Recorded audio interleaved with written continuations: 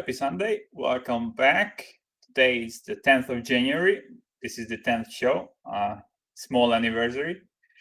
Today we are going to do an NBA market rundown as always.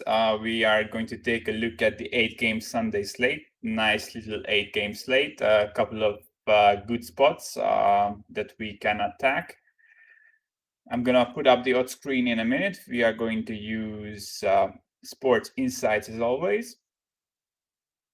And we will get right into it. So here we go. The first game is the Detroit Pistons hosting the Utah Jazz. Jazz opened up as 6.5 point favorites. The line is currently 7.5. So there is some action coming in on the road favorite. The Jazz are coming off the big win over the Milwaukee Bucks. They are 4-5 on the season, but they haven't looked that good in my opinion. It's kind of a middling season, and if you look into their stats, they are around league average in most of the offensive and defensive stats that I'm tracking. They are obviously a strong rebounding team that saves their asses loads of times, but I mean I still don't consider them like a top team at this moment. They do have the potential. They can get there even this season, in my opinion. But I mean, so far I'm not running to the window to lay many points with them on the road. My line here is pretty close to the market. So I don't have any action here. As I was always saying, I've looked into Detroit's numbers. Why are they covering these games that they shouldn't be covering? They have been pretty good against the spread, despite being a bottom 6 offense and a bottom 6 defense as well. So yeah, when it comes down to the stats that help them is the rebounding. They are top 10 on both sides of the ball in rebounding percentages. And they are one of the best teams when it comes to turnovers on both sides of the ball. So they are the third best team in forcing turnovers on the defensive end, and the sixth best team on the offense when it comes to not turning the ball over. So yeah, I think the turnover edge will play a factor here. The Utah team is pretty bad when it comes to turnovers. They have the second lowest turnover rate on defense, and they are giving away the 10 most balls in the league. So yeah, you can hurt them in that area, but I mean, when it comes to the rebounding edge that Detroit usually has when they are covering these big spreads, it won't be here. I mean, the Jazz are still firmly in the top 3 in the league when it comes to rebounding, and I don't think the Pistons will be able to control the boards as they can usually in these games where they win outright as big dogs or just stay within the number. I mean, I don't show an edge. I wouldn't lay points with the Jazz now, to be honest. So my lean would be the Pistons. I think the Jazz have only covered like twice as favorites this season. They have a pretty bad ATS record, and after a pretty strong start, they have fallen off a cliff, and now they might be coming back with the win. I mean, the win over the Bucks has obviously been something that can help them down the line to generate some good spirits and to get the team going. But I'll need more from them to start laying this many points on the road. Second game on the board, the LA Clippers are hosting the Chicago Bulls. This one is an interesting game from a couple of perspectives. First of all, we have to talk about the injuries. The Bulls will still be without the 4 players affected by COVID. So Markkanen, Hutchison, Satoransky, and one more guy who I don't recall right now is out. But the problem is that Otto Porter is doubtful here. And Porter was getting better and better through the season, and once the guys started being scratched for this COVID situation. He started averaging like 25 plus minutes a game, and it was pretty good production. So I kind of fear that the Bulls will look bad here. They have been overperforming extremely, so everyone was expecting them just to roll over and lose in all these games when the guys were out with COVID. Like Markkanen is basically their second best scorer and a hugely important guy to this squad. But they have covered 7 of the last 8 games. I think they are at this point the best team in the league when it comes to at.EST record. They are 4-1 as a dog, and they have overperformed their closing spreads by 6 points on average, which is insanely high. And if you look into their point differential, it's only minus 1.7, which isn't that bad considering the Bulls should be a bad team. So yeah, I would probably lean towards selling the Bulls in the next couple of games. Strong at.EST record, strong straight up record, even with lots of injuries. They are outperforming the spreads. They are beating teams they shouldn't beat. On the other side, if you look at the Clippers, I mean, they have a negative point differential as well, and they are underperforming the spreads by 7.1 points on average. That's again an insane stat. So I mean, if you just go by the market perspective, you should be betting the Clippers here, as they have been extremely underperforming and the Bulls have been overperforming, and they will be down many key guys here. But I mean, this is the biggest spread the Clippers had through the whole season. And they haven't been covering these big numbers. So yeah, I'm not really buying them.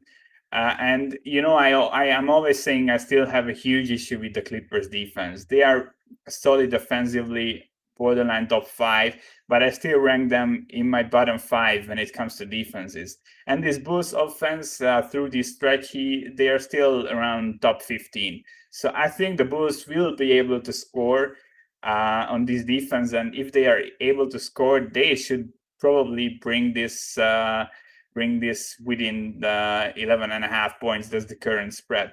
So yeah, kind of conflicting angles.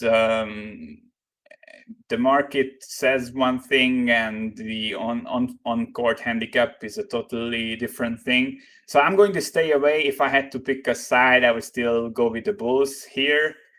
But I really hoped for this spread to move towards the Clippers from the opener that was -9, and I would probably jump on the Clippers at like -8 or something, as they have been so bad against the spread, and the Bulls have been such overperformers. But I mean, my line is around 11, so I agree with the current spread, and I don't see any value. But I mean, the way the road teams and the dogs have been covering this season, and this will probably die down a bit, but it will still continue to a degree. So I could only look at the Bulls here if I was betting, and I'm not following anyone taking a shot at the ugly road dog. Next game, another interesting one where I want to have action on the dog. Is the Brooklyn Nets hosting the OKC Thunder. The Nets, this game is off the board as we have Kyrie Irving as questionable. Irving was out for personal reasons for, I think, 2 games in a row right now. Things were looking pretty good up until the last game, but I mean, the regression the Nets faced against the Grizzlies was, I think, expected. They are now down 3 starters with Dinwiddie, KD, and Irving. And while KD will be back for this game, which is unexpected, even if this is a full strength Brooklyn team, I think 9.5 points is a bit too much. And with Kyrie being questionable, I kind of lean towards the dog. OKC's defense has been pretty impressive. We knew that they have a couple of pieces who are strong on the defense, but I mean the overall team effort has been pretty shockingly good. If you look into their numbers, they are seventh in the league in points per play possession allowed. They allow the fifth lowest effective field goal percentage and the third lowest free throw rate. So I mean they are limiting teams offensively seriously, and their offense is like bottom five. So I'm not going to go there. We all know what we are getting, and Brooklyn has a decent defense, so they could stop them any day. And I wouldn't be surprised if this is a blowout. But I mean, the main issue for OKC has been in games when they are out rebounded. They are pretty bad, like bottom, I don't know, five in rebounding or so.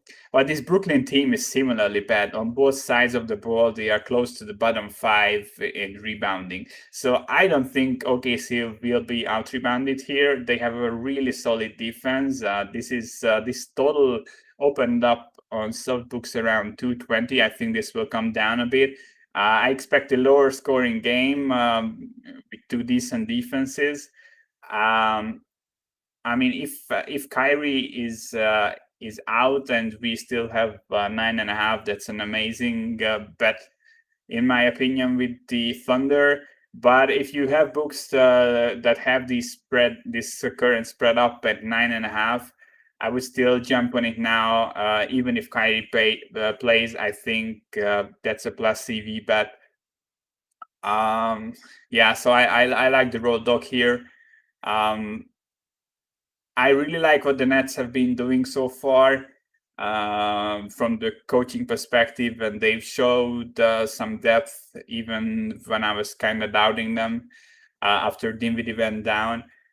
But this OKC team is sticky, and almost 10 points is a lot to lay. Next game, another one where I like the dog, obviously. I mean, dogs have been covering like close to 60% ATS, so you have to adapt, I guess. So the Knicks are hosting the Denver Nuggets. This game is strength on strength and weakness on weakness. As I was writing this morning, Denver has a top 3 offense and New York has a top 3 defense. And on the other side of the ball, New York has a bottom 5 offense and Denver has a bottom 5 defense. So with both teams playing a pretty slow pace, I think the Knicks are third and Denver is sixth in pace, or it might be the other way around, but they are both bottom 6 in pace. And we have a 215.5 total, and the total is coming down very fast. This opened 218, and we are almost down to 215 now. So this will be a low-scoring game, low number of possessions. New York unable to score, but the Nuggets probably getting slowed down by the New York defense. And you have to note. I mean, this is a back-to-back for the Nuggets. Although it was an easy win yesterday with against the depleted Sixers, and it also was an early game. So, I mean, start time shouldn't be an issue here. They still won't have Michael Porter Jr., who has been the second most efficient offensive scorer. And they are playing a really, really short rotation. I think 8 players are getting like real minutes, or it may be 7, but I think 8. So it's a bit similar between these two squads that they are the starters are playing way too many minutes. The coaches aren't really trusting the benches here. I mean, it might backfire a bit. But I mean, with this low total, we are getting the rested home team, who are one of the better defenses in the whole league. I think that's unquestionable now. And the Nuggets are on a back-to-back with travel without an important offensive piece. And I also don't like the fact that they are playing these small lineups. I mean, obviously Jokic is huge, but they are kind of undersized, and the Knicks aren't bad when it comes to rebounding, and they can play a physical game. So yeah, and from a number perspective, I have this spread closer to Denver -5. So yeah, value on the Knicks, and I think this might be kind of a buy low after they've lost to the Hornets. But if you look at the complete record this season, they have some great wins against some good teams, and this is just a terrible defense by Denver. And I mean, the Knicks won't have to do that much offensively to stay within this number, in my opinion. We have the next game. I was really waiting for this one. Couple of the best, possibly best, hopefully best teams in the East. The Celtics are hosting the Miami Heat. But the Celtics have been hit by this huge wave of COVID issues. So we'll just go through the injuries. Injuries. And I'll just note who is certainly out, who might be out, and what I think the number will be when this game comes online. I haven't seen any price here. I think Betfair is trading like a Heat -200. So on the money line, they don't have a spread up.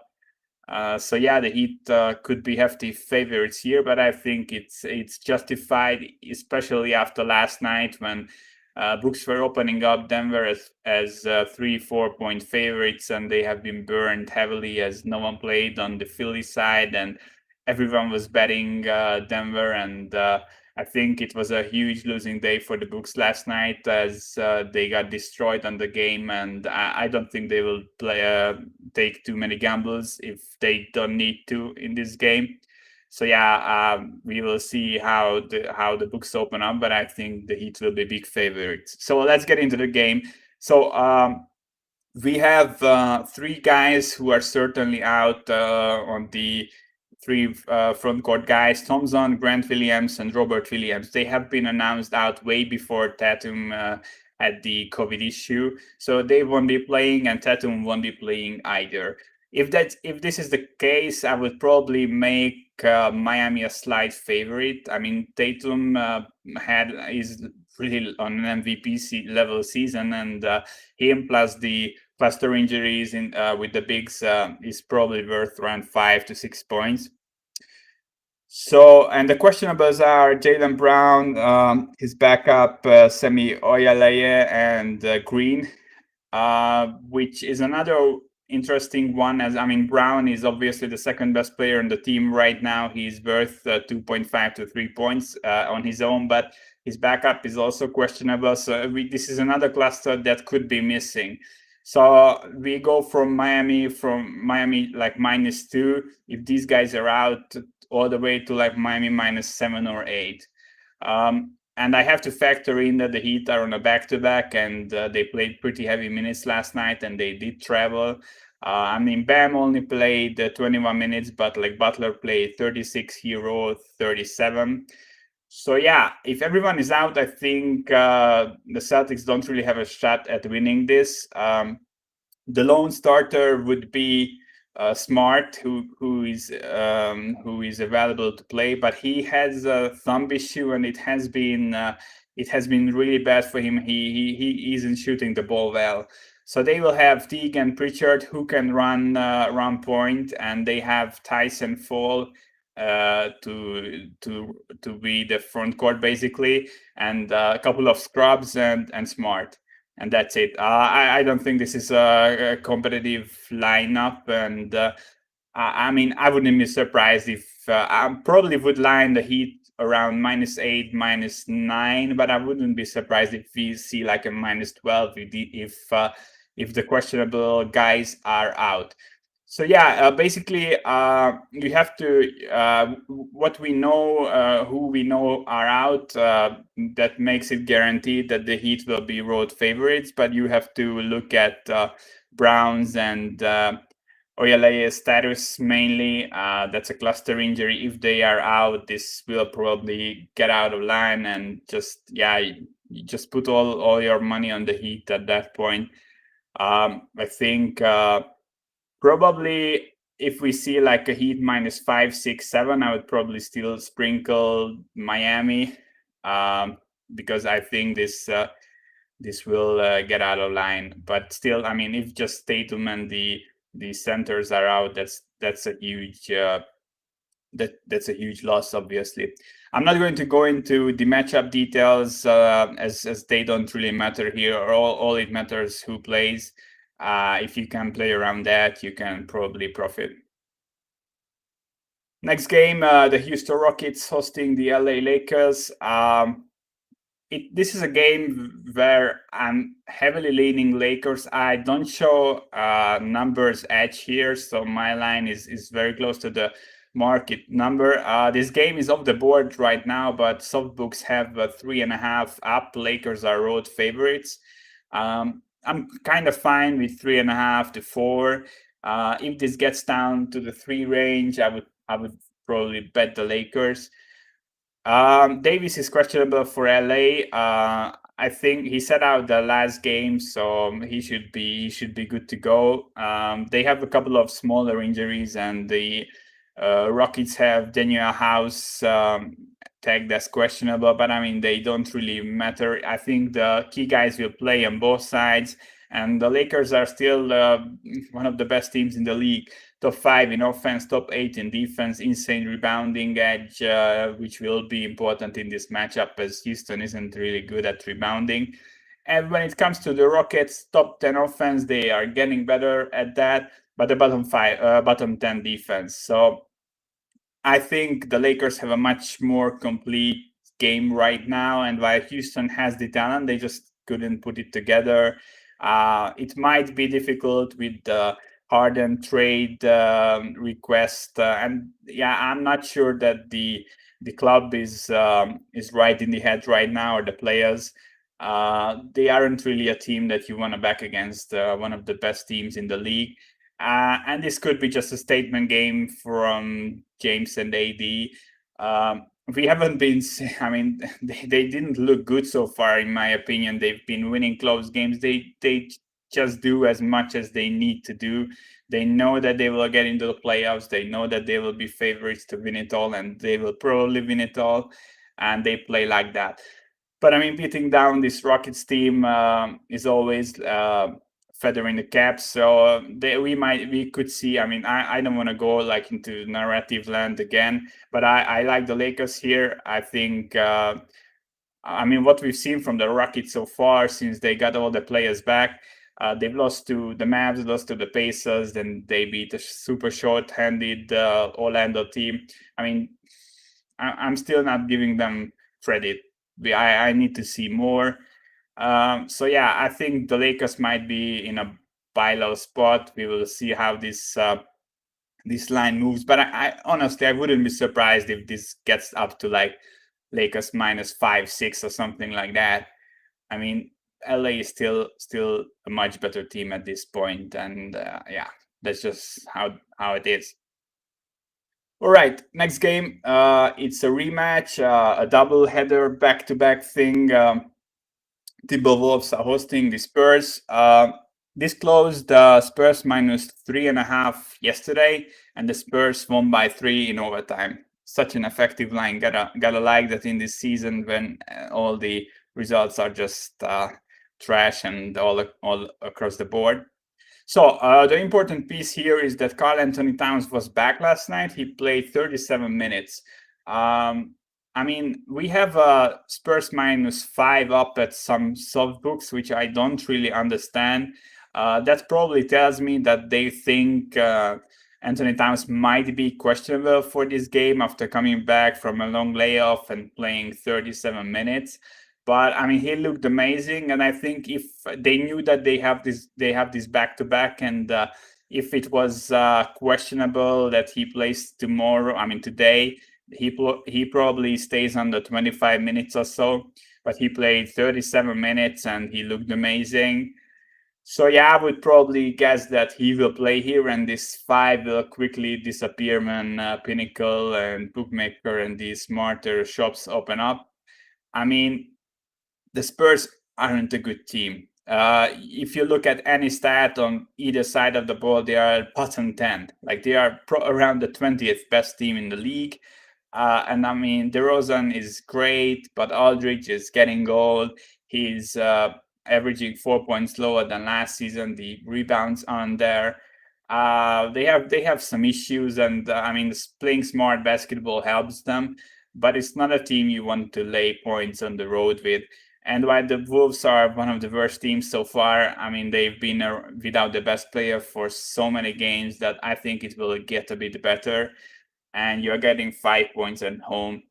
I think that's the side to look at here. But if you want to stay away, I think that's also perfectly fair. We don't know if Anthony Towns will play, and they might just scratch him the last second. We've seen these happen a lot this season to star players. All right, last game for today. This isn't a game where I have too much to say, to be honest. The Warriors are hosting the Raptors. Softbooks have the Raptors up as small favorites, 1.5 to 2 points. I show a slight edge on Toronto. I have this closer to 3.5. But I don't really want to go there, to be honest. These are two bottom 10 defenses, and the offenses have been pretty inconsistent on both sides. Obviously, it has been better for the Warriors lately. So yeah, if you weight your recent results a bit higher than I do, you probably come right around to Toronto -2 or so. But it's still like really early in the season. What we have to note is Wiggins is questionable for Golden State. He has been pretty bad. He's been one of the underperformers for this season. He's rolling with a 24% usage rate, putting up 109 points per 100 possessions, not too efficient. I mean, probably him being out is not a blow to Golden State at this point. I mean, him and Uber have been playing pretty bad, but I think it's fair to expect for them to get a bit better down the line. So yeah, I show a numbers edge in Toronto, but I think this will be a really close game, and yeah, both teams lack anything I like to bet on. So I would probably just fade both teams down the line. I mean, the potential is certainly there with the Warriors. As I said, they have a couple of good players who are underperforming. Wiseman will get better. Curry, yeah, he's playing well. On the Raptors side, they are coming off 44 point performance against the Kings, but I mean, it is the Kings. It was basically the first game this season where the Raptors looked okay offensively. We will see if this carries to this game, but I just don't want to do anything with it. So we will wrap it up with a quick list of sides that I like. So I'm not saying I'm liking the Bulls, but I think you cannot. I mean, a 10-point road dog is a spot that has been cashing this season a lot, and I don't fault anyone going there.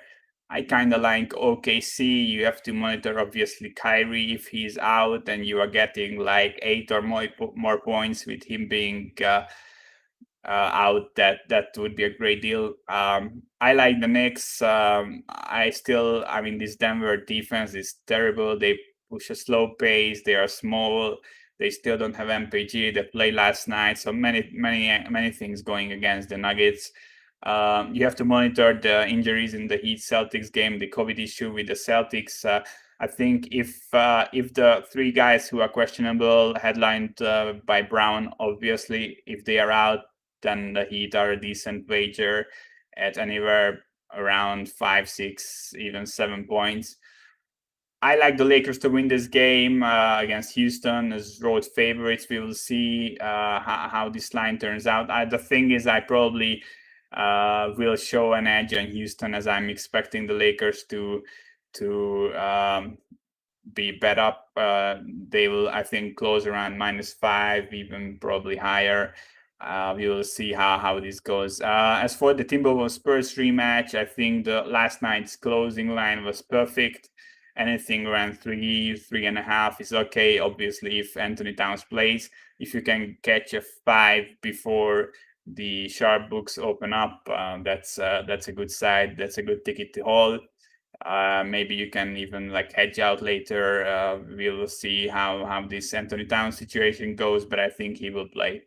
So that's about it for today. I'm going to see you guys tomorrow. At the same time, we have a pretty nice looking Monday slate. It's longer than usual. Yeah, 8 games again.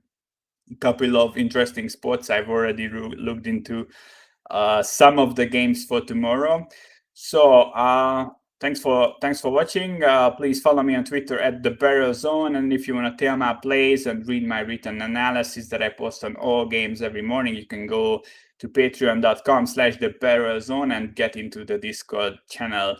We have hockey in 3 days. We will add that to the schedule somehow, and yeah, I'll see you guys tomorrow. And thanks for tuning in.